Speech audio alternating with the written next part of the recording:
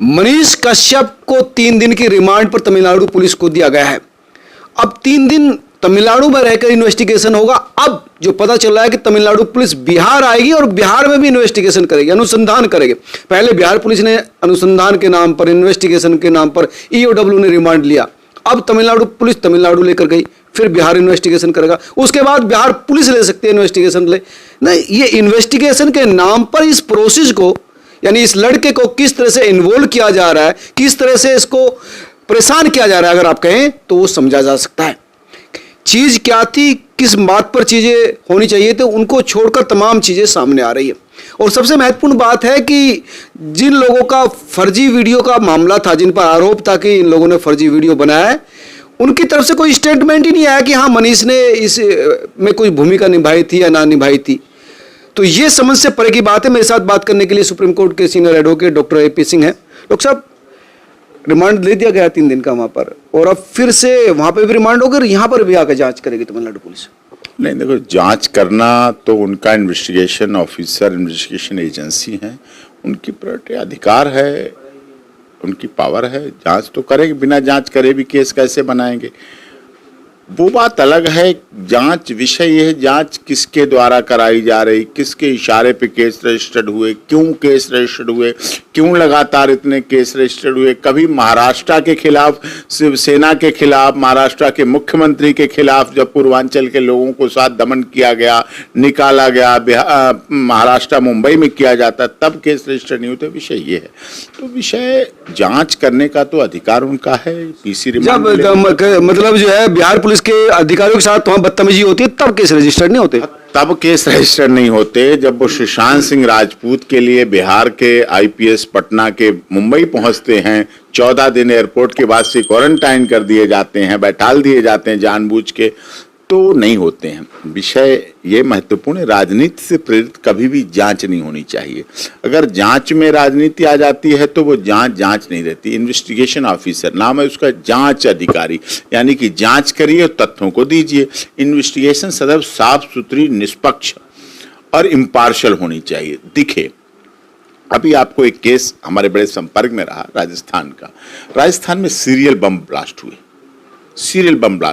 जयपुर की बात कर रहे हैं? जयपुर की सीरियल बम ब्लास्ट हुआ और उसके बाद ट्रायल कोर्ट ने फांसी की सजा दी। 71 लोगों की मौत हुई। 71 लोगों की मौत थी, नरसंहार हुआ। 71 लोगों की मौत, पूरा देश हिल गया। पूरा देश हिल गया और राजस्थान हिला, जयपुर हिला, उन 71 परिवार। क्योंकि किसी एक व्यक्ति की मौत होती है तो वो किसी व्यक्ति की मौत किसी कीड़े मकोड़े की मौत नहीं होती है। एक व्यक्ति की मौत कीड़े मकोड़े की तरह नहीं होती, वो रिश्तों की मौत होती है। कितने रिश्तों की मौत होती है उसके साथ, एक व्यक्ति के साथ कितने लोग जुड़े होते हैं, उन सब रिश्तों की मौत होती है। 71 लोगों की मौत हुई, निर्दोष थे वो लोग, एकदम ब्लास्ट हुए, सीरियल ब्लास्ट हुए लगातार। क्या हुआ रिजल्ट? हाई कोर्ट ने सबको बरी कर दिया, सबको बरी कर दिया। और उल्टा अधिकारियों, जो DGP को आदेश किया कि इन सब अधिकारियों को जिन्होंने इसमें जांच की, उन सब की जांच कराओ, जांच पर जांच कराओ, विभागीय कार्रवाई करो, इनकी जांच करो, इनकी तो ऑनरेबल कोर्ट का अपना पावर है। सुप्रीम कोर्ट आएगा, सब कुछ होगा, उनके घाव, उनके जख्म, एक तरह से भूचाल आ गया राजस्थान में उन परिवारों में जो राहत की सांस ले रहे थे कि हाँ कुछ तो सजा के आधार पर फांसी की सजा मिली थी जो ट्रायल कोर्ट में। तो इस तरह से ये चीजें जो हो रही। आपने छावला कांड कवर किया, आप तो थे, छावला में गैंगरेप हुआ, वहां हुआ, क्या क्या हुआ। निर्भया जैसा केस था, निर्भया केस था। आपने भी कहा, आप लोग तो जो जैसा केस की मिसाल बना दो, आपकी तो बात ही क्या है। फिर आप किसी केस को किसी से तुलना करो तो अच्छी बात है, चलो। लेकिन हुआ, यहाँ बरी हुए सुप्रीम कोर्ट से, तो बरी होना उस परिवार के लिए सुखद है जो मुलजिम है, मुलजिम के लिए सुखद है, लेकिन शिकायतकर्ता के लिए सुखद कभी नहीं होता, उसके जख्म कभी नहीं भरते हैं। और कोर्ट को बैलेंस बनाना चाहिए, ऊपर बैठ के बैलेंस बनाना पड़ता है। कैटेगरिकल सजा दो, आप किसका कितना रोल है उतनी सजा दो, राजनीति से प्रेरित जांच मत करो, राजनीति से प्रेरित सजा मत करो। और मनीष कश्यप के केस में दिख रहा है कि उसको केवल इस बात की सजा मिल रही है कि उसने कहा हम तेजस्वी यादव को मुख्यमंत्री नहीं बनने देंगे। तो वो एक यानी मतदाता, स्टेटमेंट देने की सजा है, क्राइम करने की सजा नहीं। क्राइम तो क्या है? नहीं, क्राइम जो कहा जा रहा है कि उसने वीडियो बनाया और उसको जा रहा है वीडियो। अब ये सत्य है कि पूर्वांचल के लोगों के साथ बिहार के लोग मैन पावर के रूप में पूरी दुनिया में जाते हैं। पूरी दुनिया में मैन पावर को वो देते हैं, सोना देते हैं, अभ्रक देते हैं, खनिज देते हैं, मैग्नीज देते हैं, तांबा देते हैं, पेट्रोल देते हैं, जस्ता देते हैं, कॉपर देते हैं। देश का प्रथम राष्ट्रपति डॉक्टर राजेंद्र प्रसाद देते हैं, दुनिया की सबसे पहली यूनिवर्सिटी नालंदा देते हैं, सूरज उगता है पूर्वांचल से। तो ये सब कुछ है, लेकिन क्या लोग उसको मानते हैं? जब बिहार के किसी मजदूर की मेहनत देने की बात हो, सैलरी देने की बात हो, परिवार के उसको संरक्षण की बात हो, तो लोग हाथ उठा देते हैं। अट्टालिकाएं, भवन निर्माण, कला, फैक्ट्री, कृषि में सब जगह प्रयोग किया जाता है, लेकिन उसको जब जरूरत पड़ती है तो उसको नहीं मिलता है, उसको अपने अधिकार नहीं मिलते हैं, उसे अपने नहीं। सवाल डॉक्टर साहब दूसरा है। मैं सवाल जो शुरुआत में इंटरव्यू की थी भाई, 3 दिन आपको वहां पर इन्वेस्टिगेशन के दे दी। अब तमिलनाडु पुलिस की तरफ से आ रहा है कि वहां पर बिहार में भी जाकर इन्वेस्टिगेशन होगा, यहाँ पर अनुसंधान होगा। और दूसरा, पहले बिहार पुलिस ने, भाई तमिलनाडु पुलिस ने उन लोगों की इन्वेस्टिगेशन क्यों नहीं की जिनके साथ अत्याचार हुआ? उन लोगों की इन्वेस्टिगेशन क्यों नहीं की जो मंच पर खड़े होकर कह रहे थे हिंदी भाषी को मैं इतना पीटूंगा कि आप, उनकी इन्वेस्टिगेशन छोड़कर इस युवा पत्रकार की इन्वेस्टिगेशन पर इतनी रुचि क्यों ली जा रही है? वो इसलिए रुचि ली जा रही है क्योंकि वो एक ऐसा व्यक्ति बिहार का बन गया है जिसके लिए बिना किसी पार्टी, बिना किसी राजनीतिक एजेंडा के, बिना किसी मंच, माला और माइक के बिहार बंद हुआ। बिहार इन्वेस्टिगेशन होना चाहिए, लेकिन इन्वेस्टिगेशन के नाम पर उस व्यक्ति के लिए बिहार बंद हुआ। बिहार के पूरे जनपद बंद हुए, तहसील, गांव, जिला स्तर पर, मंडल स्तर पर, राजधानी स्तर पर लोगों ने अपने आप उसे बंद का समर्थन किया। जन आंदोलन बना। जब जनता, ये अच्छी बात है कि किसी व्यक्ति के राजनीतिक ताकत नहीं है, पत्रकार के लिए लोग सड़कों पर आए। बिना किसी राजनीतिक ताकत के, किसी भी राजनीतिक दल के पक्ष या विपक्ष के किसी का कोई स्टेटमेंट नहीं है, कोई सहयोग समर्थन नहीं है, लेकिन आम जनता उसके साथ है। ये उसकी क्रेडिबिलिटी है, ये उसकी ईमानदारी है, ये उसकी सत्यता है, ये उसकी निडरता है, ये उसकी निर्भीकता है, ये उसकी निष्पक्ष पत्रकारिता का सबसे बड़ा सर्टिफिकेट है, मोमेंटो है उसका, कि जो लोगों ने दिया, हर जनपद में लोगों ने दिया, हर तहसील स्तर पर दिया, कॉलेज में दिया, व्यापारी लोगों ने साथ दिया, उन लोगों ने दिया जो न्यूट्रल व्यक्ति थे, जो किसी पार्टी के पदाधिकारी नहीं थे, कि पार्टी का ऊपर से एजेंडा नहीं आया कि साहब कांग्रेस का आया है कि राहुल गांधी की सदस्यता चली गई, उन्होंने कहा 1 महीने हम आंदोलन करेंगे। आम आदमी पार्टी का एजेंडा आया है कि जी हमारे मनीष सिसोदिया और सत्येंद्र जैन को गिरफ्तार कर लिया, हम आंदोलन करेंगे, हम घर घर जाएंगे। वो एक एजेंडे हो सकते हैं, उनका एक पार्टी का वोटर, कैडर वोटर है, वो हो सकता है, वो व्यवस्था का हिस्सा है उनका। इसका तो कोई व्यवस्था का कोई किसी व्यवस्था का कोई कैडर हिस्सा का नहीं, लेकिन व्यवस्था बनाती आम जनता है।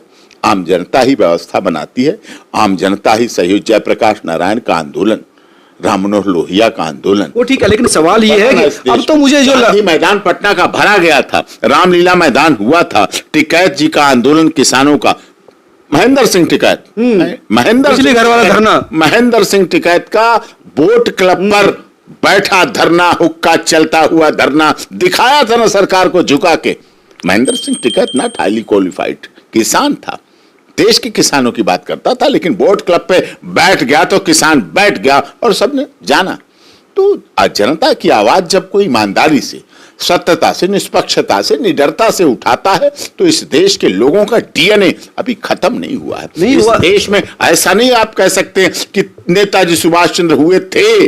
नेताजी सुभाष चंद्र बोस, चंद्रशेखर आजाद, रामप्रसाद बिस्मिल, रोशनका, इस्फाकुल्ला खां हुए थे, सीता, सावित्री, गार्गी या पाला अनुसुईया हुई थी, लेकिन आज भी इस धरा और धरती पर ऐसे लोग मौजूद हैं जो फिर से क्रांतिकारी रूप भी रखने के लिए और अपने देश की आवाज को उठाने के लिए, पत्रकारिता को सुरक्षित करने के लिए, आईडी और कलम की ताकत को बनाने के लिए समर्पित है। लेकिन अब लग रहा है कि दोनों स्टेट की पुलिस ने अब ये मन बना लिया है कि अब जल्दी से इस लड़के को बाहर नहीं आने देना, मुझे जो लग रहा है मामला। कोई बात नहीं, लीगल कार्रवाई, कानून के हाथ भी बहुत लंबे होते हैं, सुना है ना, कानून के हाथ बहुत लंबे होते हैं। जब और चीजें हो सकती हैं तो वो भी हो सकता है। लेकिन उसके खाते वाते भी बंद कर दिए, लीगल कैसे वो यूज करेगा, वकीलों को कैसे हायर करेगा या मूवमेंट पर कैसे लेगा, कि वो सारी चीजें खाते वाते भी बंद हो गए उसके।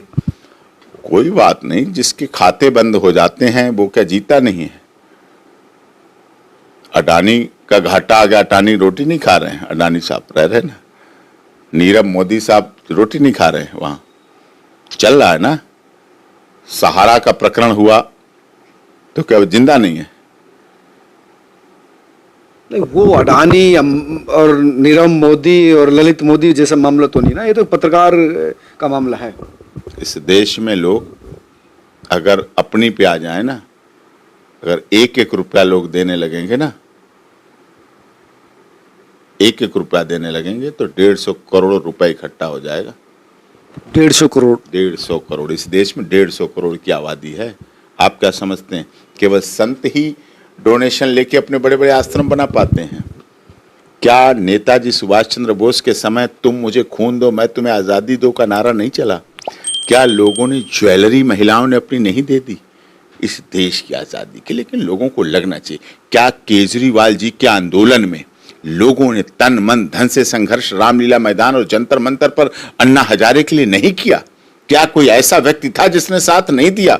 वो बात अलग है, सरकार बनने के बाद एक के साथ एक फ्री बिकने लगी, चलाने लगे, एक के साथ एक दूध की थैली नहीं बेची गई, एक के साथ एक पेंसिल नहीं दी गई, एक के साथ एक रबड़ और कॉपी नहीं दी गई, एक के साथ एक दारू दी गई। अब इसी वजह से तो मनीष अंदर है, एक के साथ एक। तो अंदर है तो फिर वो है ना। लेकिन देश के लोगों की बात आपको कह रहा हूं, दिल्ली के लोगों ने इस पार्टी को बिना किसी फंड के ऊपर बनाया।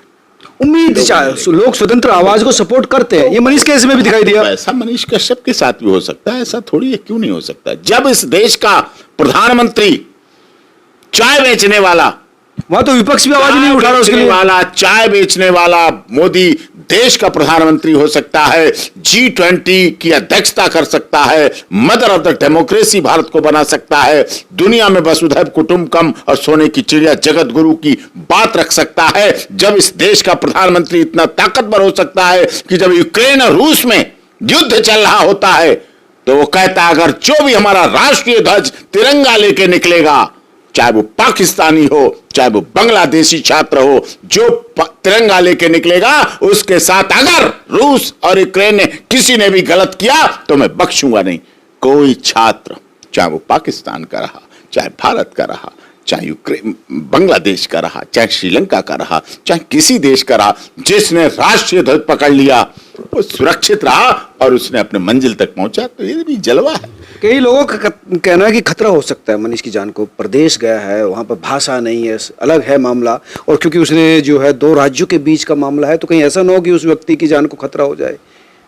जान की खतरा की ऐसा, देखिए वो ना तो हार्डकोर क्रिमिनल है, ना हैबिचुअल अफेंडर है, प्रोफेशनल अफेंडर है कि उसने कुछ ऐसा किया है, कोई ऐसा आर्थिक घोटाला किया। इकोनॉमिक ऑफेंस भी जांच कर रही, लेकिन ऐसा कोई आर्थिक घोटाला किसी जनधन की, हाँ आरोप तगड़े हैं। कम्युनल हार्मनी को खत्म करना, डिस्टर्ब करना बहुत बड़ा अपराध है, लेकिन हमने देखा है आरोप लगाती है पुलिस। हरियाणा का ही आप ले, संतराम पाल दास जी वाला मामला, कितने हजारों लोगों पे देशद्रोह का केस लगा दिया था। पाकिस्तान के लाहौर कोर्ट ने देशद्रोह का कानून खत्म कर दिया। 7 केस परिकरा है पाकिस्तान में, राष्ट्रद्रोह का कानून खत्म कर दिया लाहौर हाई कोर्ट ने। दुनिया में बहुत से खत्म कर चुके हैं, यहाँ पर भी सुप्रीम कोर्ट कई बार टिप्पणी कर चुके हैं। सुप्रीम कोर्ट टिप्पणी कर चुका है। राजनीतिक दल, सत्ता में बैठे हुए राजनीतिक दल अपने अपने हिसाब से देशद्रोह के कानून, राजद्रोह के कानून का दुरुपयोग करते हैं, ऐसा आरोप है। अंग्रेजों ने लाए थे ना अपने, अंग्रेज सत्ता लिए लाए उन्होंने। राजगुरु सुखदेव भगत सिंह को देशद्रोही का, राजद्रोही का, लेकिन हमारे देश में क्या होता है 23 मार्च को? राजगुरु सुखदेव भगत सिंह के लिए पूरा देश का युवा उमड़ पड़ता है, पूरा देश का युवा उनके लिए क्यों उमड़ पड़ता? वो तो नहीं है, लेकिन उनके जैसा बनने के लिए, उनके जैसा आगे भी बनता रहे, आगे भी राजगुरु सुखदेव भगत सिंह बनते रहे, आज आगे भी मनीष कश्यप जैसे लोग बनते रहे, प्रेरणा मिलती रहे लोगों को, इसलिए कार्य करते हैं। क्या कहेंगे मनीष के परिवार से या उसको चाहने वाले लोगों से जो इस समय काफी प्रेशर में कमेंट लिख के लगातार कह रहे हैं कि उसकी जान को खतरा है, या वो इस समय दबाया जा रहा है, या उसको शोषित किया जा रहा है, परेशान किया जा रहा है? नहीं, परिवार से क्या ना, मतलब एडवोकेट आदमी हूँ, 26 वर्षों से सुप्रीम कोर्ट में वकालत करता हूँ, तो परिवार तो सांत्वना में है, परिवार को तो न्याय मिलना चाहिए। मैं तो यही कह सकता हूं बिहार के राजनेताओं को भी प्रयास करना चाहिए कि उसको मिले, ऑनरेबल हाई कोर्ट को करना चाहिए, ऑनरेबल सुप्रीम कोर्ट को करना चाहिए, देश के माननीय गृह मंत्री जी को करना चाहिए, अमित शाह जी की भी नजर में जाना चाहिए मामला कि ऐसे क्यों हो रहा है। हमारे किसी पत्रकार राजनेताओं की बात करें तो खुद तेजस्वी यादव युवा है, उनको देखना चाहिए कि अगर किसी उनके खिलाफ किसी ने कोई शब्द कह दिया तो उसको इस तरह से ना रखा जाए कि आपके खिलाफ कोई इस तरह का इस्तेमाल करेगा तो उसके खिलाफ इस तरह की बातें होंगी, उसको इतना परेशान किया मैं जाएगा। आपको एक घटना बताता हूं। अभी मुझे पीछे लखनऊ में एक बहुत अच्छे पारिवारिक है मित्र, उन्होंने घटना बताई। एक लखनऊ के मेयर हुआ करते थे, वो जनसंघ से जुड़े हुए थे। जवाहरलाल नेहरू जी प्रधानमंत्री के रूप में वहां पहुंचे तो जवाहरलाल नेहरू को लाल गुलाब पसंद था। अब उन मेयर साहब को जवाहरलाल नेहरू का विरोध करना था, विरोध करने की जिद ठान रखी थी। उन्होंने क्या सोचा कि हम स्वागत करेंगे, प्रोटोकॉल था, आना था, भाई प्राइम मिनिस्टर आ रहे हैं। उन्होंने पास पड़ोस के सारे काले गुलाब इकट्ठे करा लिए और जहां से वहां तक काले गुलाब से स्वागत किया उन्होंने। नेहरू जी भी बड़े पारखी थे, नेहरू जी ताड़ गए। मैं वो ताड़ना नहीं कह रहा हूं जो रामचंद्र मानस में कहा जाता है ताड़न के अधिकारी, ताड़ गए। ताड़ना वहां भी नहीं है, ये लोग गलत परख गए। ताड़ना मतलब परख लो, जांच कर लो, समझ में आ गया, समझ लो, जैसे डॉक्टर डायग्नोज करता है और वो करता, ताड़ लिया तो वो ताड़ ले, नेहरू ताड़ गए कि है कुछ चक्कर, सब जगह काला गुलाब काला गुलाब काला गुलाब। तो ठीक है, बात खत्म हो गई, कुछ नहीं कहा ना उन्होंने कहा, वो अपने संतुष्ट हो गए, वो अपने संकेतों में बात हो गई। हाँ, बात संकेतों में बात हो गई, वापस आ गए, दिल्ली आ गए। दिल्ली के बाद एक लिस्ट बनी विदेशों में भारत के प्रतिनिधि की जाने की, 5 देशों में जाने का अवसर था। नेहरू जी ने उन मेयर साहब का नाम, विरोधी थे लेकिन अपने उसमें लिखवा दिया कि ये जाएंगे, ये भी जाएंगे उस प्रतिनिधिमंडल में। वो चकरा गए कि हमारे साथ ऐसा क्यों, मैं तो विरोध किया, मेरी तो अपने लोगों को आदमी भेजता है बाहर सरकारी खर्चे पे कुछ। वो आए, दिल्ली आए, उन्होंने प्रधानमंत्री से मिलने का प्रयास किया, नहीं टाइम मिला, टाइम था बाहर फ्लाइट जानी थी, चले गए बाहर। महीने बाद बाहर से घूम के आए, इंडिया आए, इंडिया में आके फिर वो दिल्ली आ गए। फिर उन्होंने कहा नहीं अब तो हम इतना घूम के आए हैं और अब तो मैं मिलूंगा। नेहरू जी समझ गए, नेहरू जी ने टाइम दे दिया कि ठीक है बुलाओ मिलने के लिए। उन्होंने सीधे कहा कि मैंने तो आपका लखनऊ में विरोध किया था और आपने हमें क्यों ऐसा भेजा, इतनी सुख सुविधाएं और सब कुछ करवाया। कि मैं समझ गया था कि जो व्यक्ति हमारे विरोध के लिए इलाके भर से काले गुलाब इकट्ठे करा सकता है, सोचिए आप क्या ताड़ा उन्होंने कि जो काले गुलाब इकट्ठे करा, काले गुलाब मिलना आज भी उस समय काले गुलाब मिलना, आज तो बहुत वैरायटी आ गई, नर्सिंग खुल गई हैं, हॉर्टिकल्चर बहुत विकसित हो चुका है, जेनेटिकली मॉडिफाइड हो गए, मॉडिफाइड सब हो गया, बहुत प्रोग्रामों में भी। लेकिन उस समय मैं समझ गया जो व्यक्ति इतने काले गुलाब इकट्ठे करा सकता है मेरे प्रोग्राम के लिए, विरोध के लिए, अपना व्यक्तिगत विरोध करने के लिए, वो विदेश में जाके पता नहीं भारत के लिए क्या क्या चीज इकट्ठी कर लाएगा, क्या चीज ढूंढ लाएगा जो हमारे देश के लिए हित है। और अब मैं आपसे चर्चा करने बैठा हूं कि आपने क्या क्या शिक्षा के क्षेत्र में देखा, कृषि के क्षेत्र में देखा, सब उन्होंने पूछ लिया। तो विरोध ये होता है। तेजस्वी यादव, राजनेताओं को तेजस्वी यादव उस पिता के पुत्र हैं जिसने बेटी का जन्म, बहन का, तेजस्वी यादव की बहन मीसा का जन्म maintenance internal security act jail में हुआ था। तो ऐसे व्यक्ति के पुत्र होने के नाते उन्हें इस दर्द को समझना चाहिए कि हम उस आंदोलन के निकले हुए पिता के पुत्र हैं और हम इन चीजों को दोहराए ना, हम इन चीजों को करें ना। लोकतंत्र है, बात करने का अधिकार है, मिलने का अधिकार है, अपनी बात करने का अधिकार है, विरोध करने का अधिकार है, ये सब चीज है, उसको इस तरह से लेना चाहिए। क्या धुर विरोधी लोग चुनाव में नहीं लड़ते, एक दूसरे के चुनाव भी लड़ते हैं, लेकिन ऐसा तो नहीं उन पर केसों की लाइन लगा दी जाए। ये लोकतंत्र नहीं है, ये अच्छी राजनीति का चेहरा नहीं है। एक तेजस्वी यादव को अगर बिहार का मुख्यमंत्री बनने की इच्छा है, लालसा है, सपना सबकी होती है, होना चाहिए। उनके पिता रहे हैं, उनकी माता रही है, उन्हें तो विरासत में उनकी, जिसकी मां भी रही मुख्यमंत्री, पिता मुख्यमंत्री रहा है, रेल मंत्री रहे हैं, तो कोई बड़ी बात नहीं उनके लिए मुख्यमंत्री और डिप्टी सीएम बनना। मेहनती है, मेहनत करते हैं, युवाओं में हैं, कार्य करते हैं, पार्टी चला रहे हैं। चारा घोटाले के बड़े आरोपों से बिहार को जंगल राज से हटाने बचाने के लिए काम किया है, काम कर रहा है, अच्छी बात। लेकिन बदले की भावना से अगर नहीं, राजनेता बनना है, बड़ा राजनेता बनना है, लोगों के दिल में जगह करनी है, तो आपको इन छोटी राजनीति से बचना पड़ेगा, सीधी सी बात। हाँ नहीं, उसको अगर वो अच्छी तरह कहते हैं कि ठीक हम बात कर रहे हैं, बिहार की बात की हम मिलके करेंगे, पूर्वांचल के लोगों की बात हम मिलके करेंगे, हम तमिलनाडु से बात कर रहे हैं, गलत हुआ, ऐसा हुआ, उन्होंने जिन्होंने बोला है उनके खिलाफ कार्रवाई करेंगे, जिनके साथ गलत हुआ है अगर तो करेंगे, तो ये चीज करनी चाहिए, ये ज्यादा अच्छी रहती। आज कोई हिम्मत कर पा रहा है छठ को मनाने का श्रीनगर में? क्या ब्राह्मणों की हत्या नहीं होती श्रीनगर में? होती है। पूर्वांचल के लोगों की हत्या नहीं होती, आसाम में हिंदी भाषी लोगों की हत्या नहीं होती, सबको पता है कहाँ का क्या क्या होता है, होती है। तो इस तरह से ये चीजें चलती हैं, लेकिन सरकार में आने के बाद, सत्ता में आने के बाद पीछे देखने की जो आदत है ना, पीछे मुड़ के देखने की, ये खत्म करनी पड़ेगी। मैं लगातार कह रहा हूं, सेंटर मोदी के खिलाफ इतने वीडियो बनते हैं, इतने यूट्यूब चैनल भरे पड़े हैं जो मोदी विरोध पर है। अगर इस तरह की राजनीति होती तो ऐसे व्यक्ति हैं कि उन्हें कोई 200 लोगों की सभा में गाली दे दे, मोदी जी को पता चल जाए कि 200 लोगों की सभा में उन्हें गाली दी गई, उन्हें किसी ने बोला कब्र कब खुदेगी मोदी की, मोदी जी ने कब्र खोदा लिया और दुनिया में चिल्लाया, इस्तेमाल कर लेते हैं चीजों को, गालियों को इस्तेमाल करना, विरोधियों को इस्तेमाल करना, विपक्ष को इस्तेमाल करना, उसको करना मोदी जी से सीखना चाहिए तेजस्वी यादव की, ना कि सबको मोदी जी बंद ही करा देते हैं, ना ही सबको गिरफ्तार। 370 हटवाई, 35 हटवाई, राम मंदिर बनवाया, कहीं कोई धन जन की नुकसान हुई, ट्रिपल तलाक हटाया, कहीं कोई दंगा फसाद हुआ। तो इच्छा शक्ति आप अच्छे कार्यों के लिए करिए, ये कहने मात्र से आप नाराज हो जाए कि हम तेजस्वी यादव को मुख्यमंत्री नहीं बनने देंगे, या कोई पत्रकार चुनाव लड़ लेता है, चुनाव लड़ने के बाद फिर वो पत्रकारिता और राजनीति में रहता है, मिक्स रहता है, तो ये भाव अच्छी बात ये चीज नहीं है और इनसे बचा जाना चाहिए। मैच्योर राजनेता का ये गुण होता है कि विरोधी जो आवाज है उसको दबाना नहीं है, उसको अपना बनाना होता है।